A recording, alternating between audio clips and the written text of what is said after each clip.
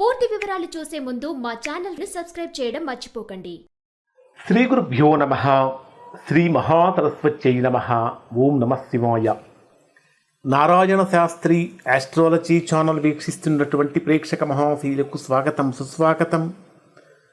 ఈరోజు మనము 2026 సంవత్సరం జూలై నెల 11వ తేదీ నుండి 20వ తేదీ వరకు సింహరాశిలో జన్మించిన వారి యొక్క గ్రహస్థితులు మరియు రాశి ఫలితాలు ఏ విధంగా ఉన్నాయో తెలుసుకుందాం. సింహరాశి వారికి ప్రస్తుతం జరుగుతున్నటువంటి గ్రహస్థితిని కనుక పరిశీలించినట్లయితే ఈ 10 రోజుల కాలం కూడా సింహరాశి వారి జీవితంలో ఒక కొత్త అధ్యాయాన్ని లిఖించబోతుంది అని చెప్పాలి. ఎందుకు అంటే మీ జన్మరాశిలోనే మీ రాశికి తృతీయ స్థానాధిపతి, దశమ స్థానాధిపతి అయినటువంటి శుక్రుడు మీ జన్మరాశిలోనే సంచరిస్తున్నాడు. ఎవరితోటి? మోక్షకారకుడైనటువంటి కేతువుతోటి. అంటే సుఖకారకుడైనటువంటి శుక్రుడు, మోక్షకారకుడైనటువంటి కేతువు, 2 గ్రహాలు మీ జన్మరాశిలోనే సంచరిస్తున్నాయి. అదే సమయంలో మీ రాశ్యాధిపతి అయినటువంటి రవి కూడా 16వ తేదీ రాత్రికి రాశి కూడా మార్పు జరుగుతున్నది. మరి ఈ ప్రభావం ఏ విధంగా ఉంటుందని కనుక పరిశీలిస్తే ప్రధానంగా మీ జన్మరాశిలో సంచరించేటటువంటి శుక్రుడి యొక్క ప్రభావాన్ని కనుక మనం పరిశీలించినట్టయితే సుఖకారకుడు, మోక్షకారకుడైనటువంటి సుఖకారకుడైన శుక్రుడు మోక్షకారకుడైనటువంటి కేతువుతో కలిసి సింహరాశిలోనే సంచరిస్తున్నటువంటి కారణం చేత జనరల్గా శుక్రుడు దేనికి కారకుడు అంటే లగ్జరీకి బాగా కారకుడు. ఎప్పుడైతే శుక్రుడు కేతువుతో కలుస్తాడో లగ్జూరియస్ వాటి మీద మనస్సు పక్కకు మళ్ళీ ప్రశాంతమైనటువంటి జీవితాన్ని సింహరాశి వారు కోరుకుంటారు. పైగా దశమ స్థానాధిపతి అయినటువంటి శుక్రుడు మీ జన్మరాశిలోనే సంచరిస్తున్నటువంటి కారణం చేత ఉద్యోగపరంగా ఏర్పడినటువంటి అనేక రకాలైనటువంటి ప్రతికూలతలు కొంతవరకు తగ్గుతాయి. పూర్తిగా తగ్గవు, కొంతవరకు మాత్రమే తగ్గుతాయి.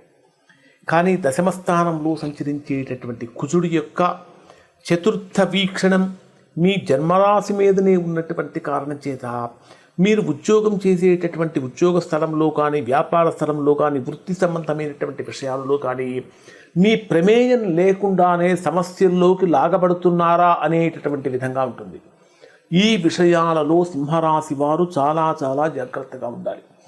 మరి ద్వితీయ స్థానాధిపతి, ధనాధిపతి అయినటువంటి బుధుడు మీ జన్మరాశికి లాభస్థానంలో సంచరిస్తున్నాడు. అంటే ఆర్థికంగా బ్రహ్మాండంగా పర్వాలేదు, బుద్ధి వికసిస్తుంది, తీసుకునేటటువంటి నిర్ణయాలు చాలా ఫలవంతంగా మారుతూ ఉంటాయి, మాట్లాడేటటువంటి మాట దాదాపుగా అనుకూలంగా ఉంటుంది. ఆల్రెడీ మీ రాస్యాధిపతి అయినటువంటి రవి కూడా 11వ స్థానంలో లాభస్థానంలో 16వ తేదీ వరకు సంచరిస్తాడు. కాబట్టి 16వ తేదీ వరకు బ్రహ్మాండంగానే ఉంటుంది అని చెప్పాలి. ఎప్పుడైతే 16వ తేదీ రాత్రి అంటే 17వ తేదీ నుంచి మీ రాస్యాధిపతి అయినటువంటి రవి మీ జన్మరాశికి 12వ స్థానంలోకి కర్కాటక రాశికి ప్రవేశిస్తాడు.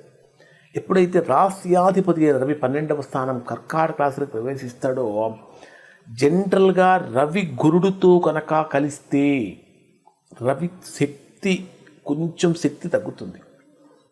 పైగా 12వ స్థానం ఏ స్థానంలో ఉన్నప్పుడు మీకు ఎంత క్యాపబిలిటీ ఉన్నప్పటికీ, ఎంత అధికారం ఉన్నప్పటికీ దాన్ని చెలాయించేటటువంటి పరిస్థితికి కొద్దిగా తాత్కాలికంగా దూరం అవుతారు.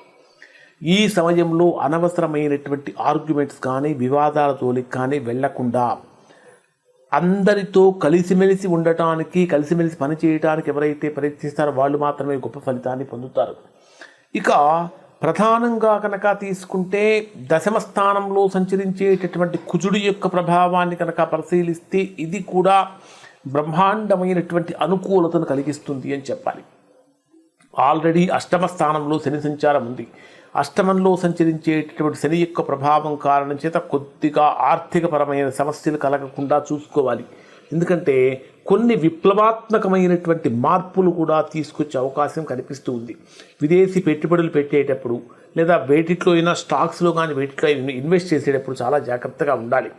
మరి సింహరాశి వారికి డే వైజ్గా కనుక మనము పరిశీలిస్తే ఏ విధంగా ఉంటుంది అని కనుక మనం చూసినట్లయితే 11వ తేదీ ఉదయం నుంచి 12వ తేదీ రాత్రి 7 గంటల 6 నిమిషాల వరకు ఉండేటటువంటి సమయంలో ఈ 2 రోజులు కూడా మీ జన్మరాశికి 10వ స్థానంలో చంద్రమంగళ యోగం యొక్క ప్రభావం ఉంటుంది.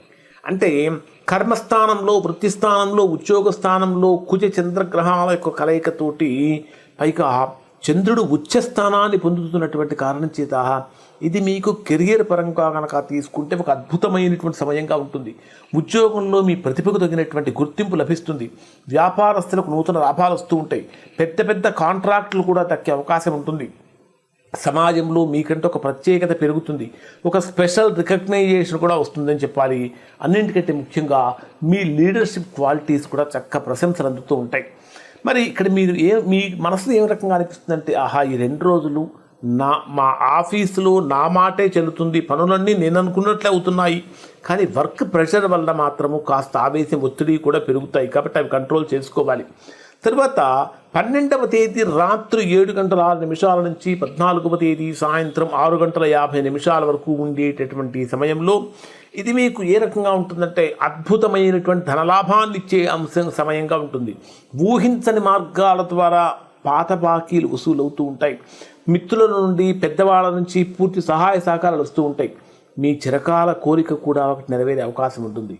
మీకు ఏ రకంగా అనిపిస్తుందంటే, చాలా కాలం నుంచి రావాల్సినటువంటి ధనం, అంటే ఎదురు చూస్తున్నటువంటి ధనం చేతికి అందడం వల్ల చాలా ఉపశమనం కనిపిస్తుంది.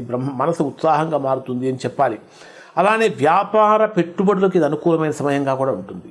థర్డ్ పాయింట్ ఏమిటంటే, 14వ తేదీ సాయంత్రం 6:50 నుంచి 16వ తేదీ రాత్రి 7:55 వరకు ఉండేటటువంటి సమయంలో ఇది సింహరాశి వారికి పూర్తిగా వ్యయస్థానంలో సంచరించేటటువంటి గురుచంద్ర గ్రహాల యొక్క ప్రభావం కారణం చేత అధికమైన ఖర్చులు పెరగటం కానీ, మానసిక స్థిరత్వం లేకపోవటం కానీ, చిన్న చిన్న విషయాలకి విపరీతమైనటువంటి ఆందోళన కలగటం కానీ, మీ పొరపాట్లు లేకుండా, మీ తప్పులు లేకుండా మీ మీద నిందలు పడే అవకాశాలు కూడా కనిపిస్తూ ఉంటాయి. కాబట్టి ఈ విషయాల్లో జాగ్రత్తగా ఉండండి.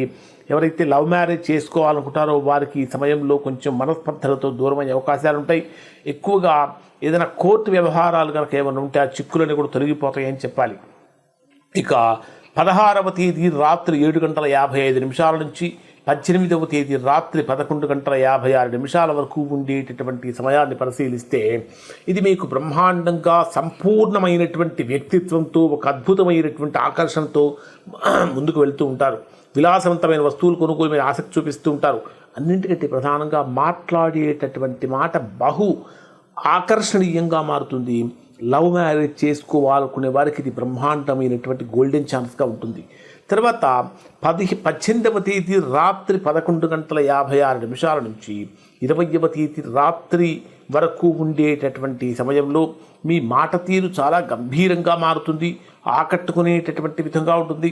స్థిరాస్తులు అమ్మాలనుకునే వారికి కూడా చక్కగా లాభం కలుగుతూ ఉంటుంది. ముఖ్యంగా చెప్పాలంటే కుటుంబ సభ్యులతో మ్యాక్సిమం టైం మీరు స్పెండ్ చేయడానికి అవకాశం కల్పిస్తుందని చెప్పాలి. విలువైనటువంటి వస్తువులు కొనుగోలు చేసే అవకాశాలు బలంగా కనిపిస్తున్నాయి. ఖచ్చితంగా సింహరాశి వారు ఆదిత్య హృదయం పారాయణం చేయటం చాలా మంచిది. మీ జన్మరాశిలోనే కేతువు యొక్క సంచారం జరుగుతున్నటువంటి కారణం చేత గణపతి ఆరాధన కూడా చాలా మంచి ఫలితాన్ని ఇస్తుంది. ఇప్పుడు చెప్పినటువంటి ఫలితాలు సింహరాశిలో అందరికీ వర్తిస్తాయి. ఎవరికైతే వర్తించడం లేదో, ఇంకా ఎవరైతే తీవ్రమైనటువంటి ప్రతికూలతలు పొందుతూ ఉన్నారో అటువంటి వారు ఒకసారి మీరు మీ యొక్క వ్యక్తిగత జాతకాన్ని విశ్లేషణ చేయించుకొని దోషం ఎక్కడుందో తెలుసుకుని దోష నివారణ చేయించుకుంటే చక్కగా సత్ఫలితాన్ని పొందుతారు. ఇవి సింహరాశి యొక్క ఫలితాలు. శుభం.